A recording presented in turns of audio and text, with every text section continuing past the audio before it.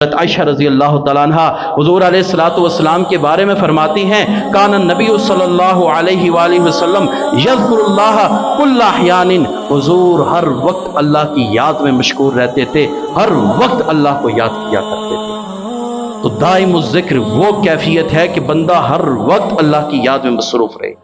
اب سوال پیدا ہوتا ہے کہ بندے کے تو کئی تقاضے ہوتے ہیں، اس نے کھانا بھی ہے، پینا بھی ہے، واش روم بھی استعمال کرنی ہے، تو دائم الذکر کیسے ہو سکتا ہے کہ ایک لمحے کے لیے بھی وہ اللہ سے غافل نہ ہو؟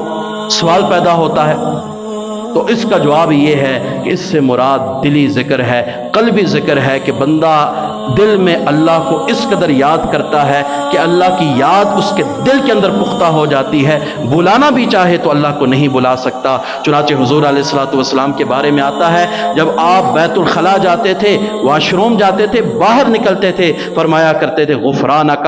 محدثین نے اس حدیث کو لیا، اس کی تشریح میں انہوں نے دو قول ذکر کیے، دوسرا قول میں آپ کے سامنے ذکر کرتا ہوں۔ محدثین کہتے ہیں حضور غفرانک فرمایا کرتے تھے، یا اللہ معاف کر دے، یہ بخشش کیوں طلب کرتے تھے، معافی کیوں مانگتے تھے؟ اس کی وجہ یہ تھی کہ حضور کا دل ہر وقت اللہ کی یاد میں مشغول رہتا تھا، ہر وقت حضور کا دل اللہ کو یاد کیا کرتا تھا۔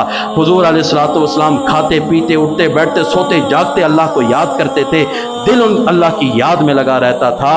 جب حضور علیہ الصلوۃ والسلام بیت الخلاء میں جاتے تھے اس وقت حضور زبان والا ذکر تو بند کر دیتے تھے لیکن یہ دل کا ذکر جاری رہتا تھا۔ حضور باہر نکل کے فرمایا کرتے تھے غفرانک، اے رب کریم زبان میرے اختیار میں تھی، میں نے اس کو تو بند کر دیا، وہ ذکر تو نہیں کیا، لیکن یہ دل میرے اختیار میں نہیں، یہ باتھ روم میں بھی بیت الخلاء میں بھی تیرے ذکر میں لگا رہا، اس وجہ سے تو مجھے معاف کر۔ تو یہ کیا ہے؟ اللہ کی یاد ہے